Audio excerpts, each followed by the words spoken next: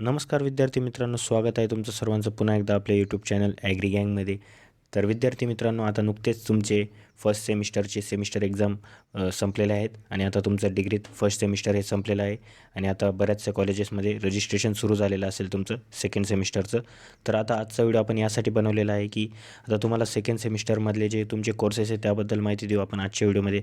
त्यांचे क्रेडिट्स, त्यांच्यासाठी नोट्स कशा प्रिफर करायच्या ते सर्व आपण आजच्या व्हिडिओमध्ये तुम्हाला सांगणार आहोत. आणि लवकरच आपण आपल्या टेलिग्राम चॅनल ॲग्री गँगवर तुमच्या सेकंड सेमिस्टरच्या सर्व नोट्स अपलोड करणार आहोत. तर त्यासाठी आपलं टेलिग्राम चॅनल ॲग्री गँग जॉईन करून घ्या. त्याची लिंक आपण व्हिडिओच्या डिस्क्रिप्शनमध्ये दिलेली आहे. तर आता हा कोर्स लेआउट जो आहे तो तुम्ही स्क्रीनवर बघू शकता. यात पहिला विषय आहे AEC 123. त्यात तुम्हाला 0+1चं क्रेडिट आहे, म्हणजेच हा ओन्ली प्रॅक्टिकल कोर्स आहे. म्हणजेच याचं तुमचं 50 मार्क्सचं सेमिस्टर एंडचं प्रॅक्टिकल होईल कॉलेजमध्ये आणि 50 मार्क्स जे असतील तुमचे मिड, प्रीमिड आणि पोस्ट मिडचे असतील. आणि त्यानंतर आहे AEC 124. हा कोर्स पर्सनॅलिटी डेव्हलपमेंटचा. आता हे पुढचे कोर्सेस जे आहेत ते आपण डायरेक्टलीच बघू. पहिले तुम्हाला एक जस्ट ओव्हरव्ह्यू देऊन देतो मी या कोर्सेसचा. तर आता तुम्हाला जे बी कोर्सेस आहे mostly practical plus theory courses आहे. म्हणजेच तुमचा सेमिस्टर एंडचा कोणताही पेपर तुमचा 50 मार्क्सचा होणार नाही. तुमचे जे ओन्ली प्रॅक्टिकल कोर्सेस आहेत त्यांचेच 50 मार्क्सचे प्रॅक्टिकलचे कोर्स होतील. बाकी तुमचे सेमिस्टर एंडला जे पण पेपर असतील ते सर्व 40 मार्क्सचे पेपर होतील. कारण जे कोर्सेस आहेत त्यांना प्रॅक्टिकल प्लस थेरी आहे. त्यात फक्त AEC 124 आणि AHDS हे 2 कोर्सेस असे आहेत ज्यांना 1+1चं क्रेडिट आहे आणि इतर सर्व कोर्सेसला 2+1चं क्रेडिट आहे. आणि त्यात तुम्हाला स्किल एनहान्समेंट कोर्सचे 2 कोर्स आहेत या सेमलासुद्धा. जसे तुम्हाला फर्स्ट सेमला होते 2 कोर्सेस SECचे, तसेच आतासुद्धा तुम्हाला 2 कोर्सेस आहेत. तर आता आपण डायरेक्टली AEC 124 या कोर्सकडे बघू आणि त्याचाच सिलेबस कॉपीसुद्धा तुम्हाला दाखवतो मी. आता तुम्ही स्क्रीनवर बघू शकता AEC 124 पर्सनॅलिटी डेव्हलपमेंटचा हा कोर्स आहे.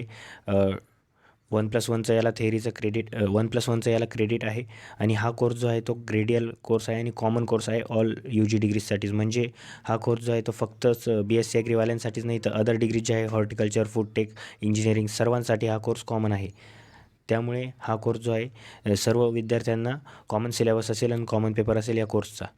तर आता यात सिलेबसचं बघायचं झालं तर मोस्टली हा जो यात सिलेबस जो आहे तो फर्स्टचा जो कोर्स होता एक्सटेन्शन 123 त्यातला थोडा पर्सनॅलिटीचा पार्ट आहे. आणि बाकी जो तुमचा आता फर्स्ट सेमलाच तुम्ही एक्सटेन्शनचा कोर्स शिकलेले आहात त्याचाच पार्ट आहे. ॲटिट्यूड, व्हॅल्यूज, इंटेलिजन्स अशा काही ज्या गोष्टी त्या तुमच्या एक्सटेन्शनच्या त्या कोर्सचा पार्ट आहेत. आणि अदर काही गोष्टी ज्या आहेत त्या एक्स्ट्रा ॲड झालेल्या आहेत. आता पर्सनॅलिटीमध्ये तुम्हाला फर्स्ट चॅप्टर जे आहे ते पर्सनॅलिटीचं आहे, पण त्यानंतरचे जे पर्सनॅलिटीच्या थेरीज आहेत त्या एकदम डिटेलमध्ये आहेत आणि त्या एक न्यूज ॲड झालेल्या आहेत या सिलेबसला. बाकी अदर काही गोष्टीसुद्धा आहेत जसं की टीम अँड ग्रुप डायनॅमिक्स झालं, परसेप्शन झालं, ह्या काही थोड्या अदर गोष्टी ॲड झालेल्या आहेत. पण एक इझी कोर्स आहे. एक्सटेन्शन डिपार्टमेंटचा कोर्स म्हटला म्हणजे इझीच असतो आणि हा एक इझी कोर्स आहे. तर याला 1+1चं क्रेडिट आहे. म्हणजेच यात तुम्हाला 16 लेक्चर असतील आणि 40 मार्क्सचा तुमचा पेपर असेल याचा. तर यानंतर दुसरा कोर्स आहे VAC 121 म्हणजेच व्हॅल्यू ॲडिशन कोर्स. तर यात आहे environmental studies and disaster management. आता हा कोर्स जो आहे हा सुद्धा एक कॉमन कोर्स आहे. अदर UG डिग्रीजला सुद्धा हा कोर्स आहे. म्हणजेच फक्त BSc ॲग्री नाही तर अदर डिग्रीचे विद्यार्थ्यांनासुद्धा सेम कोर्स असेल. आता हा जो कोर्स आहे एन्व्हायरमेंटल स्टडीजचाच कोर्स आहे. 2+1चं याला क्रेडिट आहे. तर हा जो कोर्स आहे अतिशय सोपा असा कोर्स आहे. कारण आत्तापर्यंत तुम्ही शाळेत शिकलेलेच असणार एन्व्हायरमेंटलचे कोर्सेस. बस तेच बेसिक आहे तुम्हाला. आणि ते कोर्सेस किती इझी असतात हे तुम्हाला सांगण्याची गरज नाही.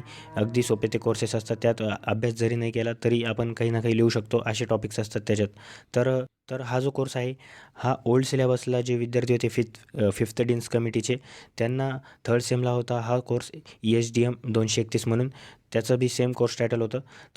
तर विद्यार्थी मित्रांनो, जेव्हा आपण ह्याची सिलेबस कॉपी कंपेअर केली ओल्ड सिलेबसच्या ESDMच्या कोर्ससोबत तर त्यात मोस्टली जे टॉपिक्स होते ते सिमिलरच आहेत आणि तसे तुम्हाला या कोर्समध्ये सुद्धा आहेत. जस्ट जो सेकंड नंबरचा चॅप्टर आहे सेगमेंट्स ऑफ एन्व्हायरमेंट हा एक एक्स्ट्रा पॉईंट आहे. पण हा एक इतका बेसिक पॉईंट आहे की हे कोणाला सांगायची गरजच नाही. हे सर्वांना माहिती असतं हायड्रोस्फिअर, ॲटमॉस्फिअर, लिथोस्फिअरचं. त्यानंतर urban and industrial waste, social issues related to the environment 19 आणि 20 नंबरचं हे चॅप्टर आहे. हे सुद्धा एक न्यू ॲडिशन आहे या सिलेबसमध्ये. मग येतं 31 आणि 32 नंबरचं जे लेक्चर आहे हे सुद्धा एक न्यू ॲडिशन टाईप आपण समजू शकतो या सिलेबसमध्ये.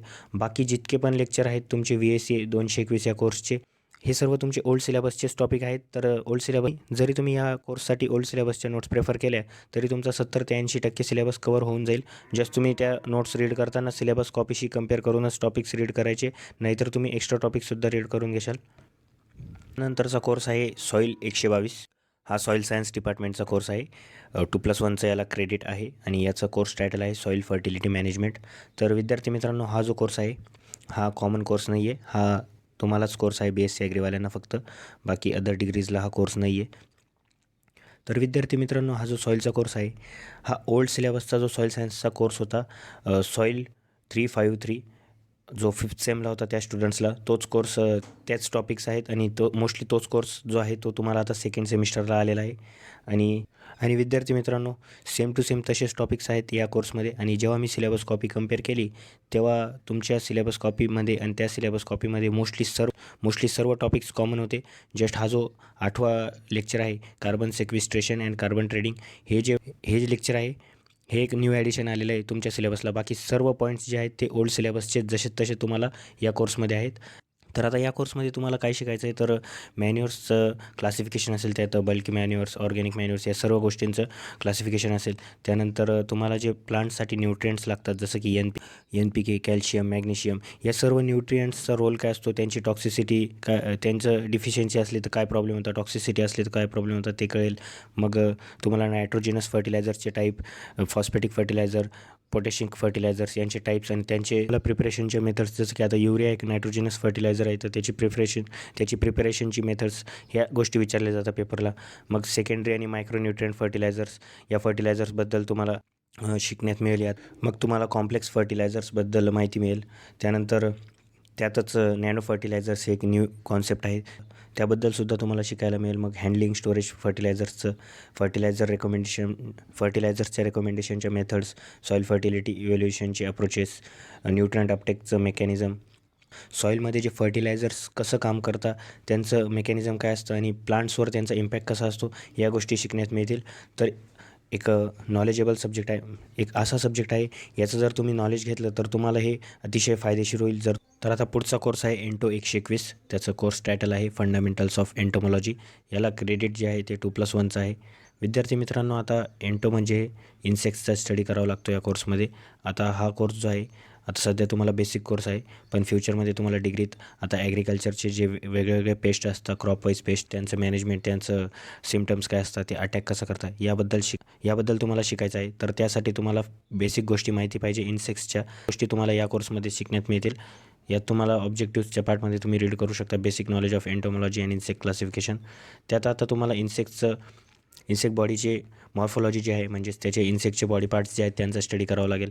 आणि या कोर्समध्ये डायग्रामसुद्धा असतात विद्यार्थी मित्रांनो, कारण हे जितके पण इन्सेक्टचे बॉडी पार्ट्स आहेत त्याचे तुम्हाला डायग्राम्स ड्रॉ करावं लागतं आणि त्या डायग्राम्सवरच तुम्हाला अंडरस्टँडिंग मिळते की पार्ट्स कसे आहेत आणि त्यांचं नाव काय, म्हणजे तुम्हाला त्यांचं लेबलिंगसुद्धा प्रॉपर करावं लागतं या डायग्राम्समध्ये. तर पूर्ण डिग्रीमध्ये सर्वात जास्त डायग्राम्स जे असतील तुमच्या तर त्या या कोर्समध्येच असतील. हा कोर्स जो आहे तो 2+1चा आहे, पण ओल्ड सिलेबसला जो कोर्स होता तो 1+1चा होता, तर त्यात कमी टॉपिक्स होते. तर आता यात एक्स्ट्रा टॉपिक्स कोणते ॲड झाले, तर ओल्ड सिलेबसला 3rd सेमला एक एंटोमॉलॉजीचा कोर्स होता इन्सेक्ट पेस्ट मॅनेजमेंटचा, तर त्यातले पार्ट्स जे आहेत ते यात ॲड झालेले आहेत.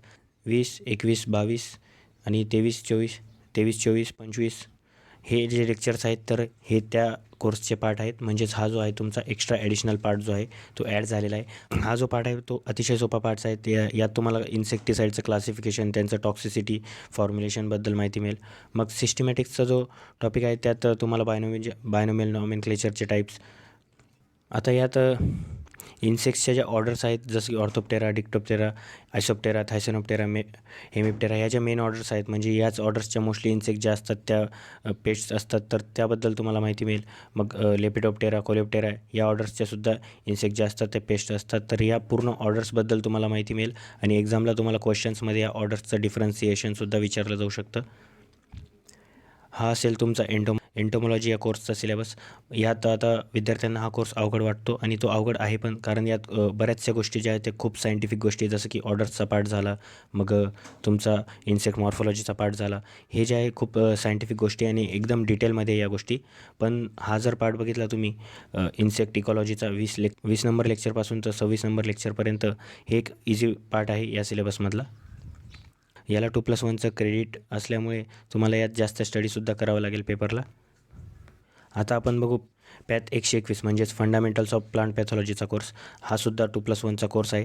जसं एंटोमॉलॉजीमध्ये पेस्ट्स होते तसंच पॅथॉलॉजीमध्ये मायक्रो ऑर्गॅनिझम्स जसं की फंगस, बॅक्टेरिया, व्हायरस याबद्दल तुम्हाला शिकण्यात मिळेल. आता खूप फंगस जे असतात त्या प्लांट्सला डिसीज कॉज करतात, तर त्यामुळे आपल्याला या फंगसचं बेसिक गोष्टी शिकावी लागेल. आणि प्लांट पॅथॉलॉजी जो कोर्स आहे त्याचंसुद्धा बेसिक तुम्हाला यात शिकण्यात मिळेल. व्हायरसेस, बॅक्टेरिया यांचंसुद्धा तुम्हाला नॉलेज घ्यावं लागेल, कारण फ्युचरमध्ये तुम्हाला प्लांट पॅथॉलॉजीमध्ये जे कोर्सेस असतील ते डिसीजचे कोर्स असतील, तर त्या डिसीजचं मॅनेजमेंटसाठी तुम्हाला या गोष्टी शिकाव्याच लागतील. सिलेबस कॉपीमध्ये तुम्ही बघू शकता, यात तुम्हाला प्लांट पॅथॉलॉजीचं एक इंट्रोडक्शन आहे. मग त्यात प्लांट डिसीजेसचं इम्पॉर्टन्स काय, म्हणजे हिस्ट्रीमध्ये जे प्लांट डिसीजेसमुळे जे लॉसेस कॉज झालेले आहेत त्याचं तुम्हाला माहिती मिळेल यात. जसं की आयरिश फेमाईन झालं, बेंगाल फेमाईन झालं, या अशा डिसीजेस होत्या त्यामुळे खूप लॉस क्रिएट झाला आणि खूप लोकांचे डेथसुद्धा झाले होते. म्हणजे प्लांट डिसीजमुळे काय झालं ते तुम्हाला शिकण्यात मिळेल. मग हिस्ट्री ऑफ प्लांट पॅथॉलॉजीचा प्लांट डिसीज मॅनेजमेंटचा कॉन्सेप्ट काय, सिम्टम्स जे असतात. आता वर एखादा डिसीज झाला तर त्या डिसीजचं सिम्टम काय ते तुम्हाला इथे शिकण्यात मिळेल. म्हणजेच फ्युचरमध्ये जेव्हा तुम्ही स्पेसिफिक डिसीज शिकाल तेव्हा तुम्हाला हेच सिम्टम्स तिथे ऐकण्यात मिळतील की ही डिसीज झाल्यावर काय सिम्टम होता. मग तुम्हाला डिसीजेस कशामुळे होत आहे, त्यांची सिम्टम्स अँड सायन्स कसे असतात ते सुद्धा शिकण्यात मिळेल. फंगल डिसीज, बॅक्टेरियल डिसीज, व्हायरसेसचे डिसीज, मोस्टली डिसीजेस ज्या असतात त्या फंगसमुळेच कॉज होतात, तर त्यामुळे तुम्हाला फंगीसाईडचं सुद्धा स्टडी करावं लागेल यात. आणि या कोर्समध्ये तुम्हाला फंगीसाईडबद्दलसुद्धा शिकण्यात मिळेल थोडंसं. प्लांट पॅथोजनचे कॅरेक्टरिस्टिक, त्यांचे रिप्रोडक्शन कसं होतं. आता त्यात तुम्हाला biological control method, mechanical control method या सर्व मेथड्स ज्या असतील, या सर्व मेथड्स ज्या असतात प्लांट डिसीज कंट्रोलच्या, त्याबद्दल शिकण्यात मिळेल. यानंतर आहे EHDS 121 हा कोर्स. हा 1+1चा याला क्रेडिट आहे. लाईव्हस्टॉक प्रोडक्शन अँड मॅनेजमेंट याचं कोर्स टायटल आहे. हा अतिशय सोपा कोर्स आहे विद्यार्थी मित्रांनो. आणि ओल्ड सिलेबसला हा कोर्स जो होता तो फर्स्ट सेमला होता, EHDS 111 म्हणून. तर या कोर्समध्ये तुम्हाला लाईव्हस्टॉक प्रोडक्शनचं स्कोप, इम्पॉर्टन्स, लाईव्हस्टॉकचं सेन्सेस म्हणजेच लाईव्हस्टॉक म्हणजेच प्राण्यांची जी जनगणना होते, 5 वर्षात ही जनगणना होते, तर त्याबद्दल तुम्हाला शिकण्यात मिळेल. मग लाईव्हस्टॉकमध्ये काय टर्मिनॉलॉजी असतात म्हणजेच डेफिनेशन. आता हे जे थर्ड लेक्चर आहे, मोस्टली या थर्ड लेक्चरमधनं तुम्हाला ऑब्जेक्टिव्हसाठी डेफिनेशन येतील. मग याची जेव्हा मी सिलेबस कॉपी कंपेअर केली तर 4th आणि 15 नंबरचं जे लेक्चर आहे, हे लेक्चर जर सोडले तर उरलेले जे सर्व लेक्चर्स आहेत ते ओल्ड सिलेबसच्याच पार्टमधनं ॲड झालेले आहेत या सिलेबसमध्ये. यात तुम्हाला लाईव्हस्टॉक म्हणजेच आपले कॅटल आणि बफेलो, गाई म्हशींच्या वेगवेगळ्या ज्या ब्रीड्स असतात, इंडियन ब्रीड्ससुद्धा आणि एक्झॉटिक म्हणजेच विदेशातनं आणलेल्या ब्रीड्स, त्यात क्रॉस ब्रीड्ससुद्धा तुम्हाला शिकण्यात मिळतील यात. त्या ब्रीड्सचे तुम्हाला कॅरेक्टरिस्टिक काय, त्यांचं इकॉनॉमिक इम्पॉर्टन्स काय, या गोष्टी शिकण्यात मिळेल. फिडिंग मॅनेजमेंट आणि काही कॉमन डिसीजेससुद्धा असतात काऊज आणि बफेलोजच्या, तर त्याबद्दलसुद्धा तुम्हाला यात शिकण्यात मिळेल. मग रिप्रोडक्टिव्ह सिस्टीम जी असते काऊज आणि बफेलोची ती मोस्टली सेम असते, तर त्याबद्दलसुद्धा यात पार्ट आहे तुम्हाला. फार्म हायजीन हा एक न्यू टॉपिक ॲड झालेला आहे. आणि 4th नंबरचं जे लेक्चर आहे प्रिसिजन लाईव्हस्टॉक फार्मिंग, त्याचं तुम्हाला एक पार्ट ॲड झालेला आहे या सिलेबसमध्ये. आता प्रिसिजन लाईव्हस्टॉक ही एक न्यू कन्सेप्ट आहे. म्हणजेच प्रिसिजन ॲग्रिकल्चर जशी एक कन्सेप्ट आहे तशीच आता प्रिसिजन लाईव्हस्टॉक फार्मिंगसुद्धा एक नवीन कन्सेप्ट आहे. आणि त्यात प्रिसाइजली प्रत्येक प्राण्यावर नजर ठेवून आपलं प्रोडक्शन कसं वाढवायचं याबद्दल तुम्हाला शिकण्यात मिळेल. हे सर्व जे सब्जेक्ट्स मी तुम्हाला सांगितले ते थेअरीचे सब्जेक्ट्स होते. आता त्यानंतर तुम्हाला स्किल एनहान्समेंट कोर्सचे 2 सब्जेक्ट असतील. आता फर्स्ट सेमला तुम्हाला या स्किल एनहान्समेंट कोर्सचे 2 जे कोर्सेस आहेत ते झालेच असतील. आता अजून 2 जे कोर्सेस असतील ते तुमचे होतील. आणि यात प्रॅक्टिकलच असतं पूर्ण, यात थेअरीचं नाही आहे. तर हे सुद्धा तुम्हाला एक इझी कोर्सेस आहेत. तर ही होती विद्यार्थी मित्रांनो सेकंड सेमिस्टरच्या तुमच्या सब्जेक्ट्सबद्दल माहिती. तुम्हाला हा व्हिडिओ कसा वाटला हे तुम्ही कमेंट्समध्ये सांगा. आणि अजून काही सजेशन्स असतील, आम्हाला व्हिडिओ बनवण्याचे काही टॉपिक्स असतील तर ते तुम्ही कमेंट्समध्ये सांगू शकता. आणि सेकंड सेमिस्टरच्या सर्व नोट्स ज्या असतील त्या आपण आपल्या टेलिग्राम चॅनल ॲग्री गँगवर लवकरच अपलोड करणार आहोत, तर ते सुद्धा तुम्ही लवकरच जॉईन करून घ्या.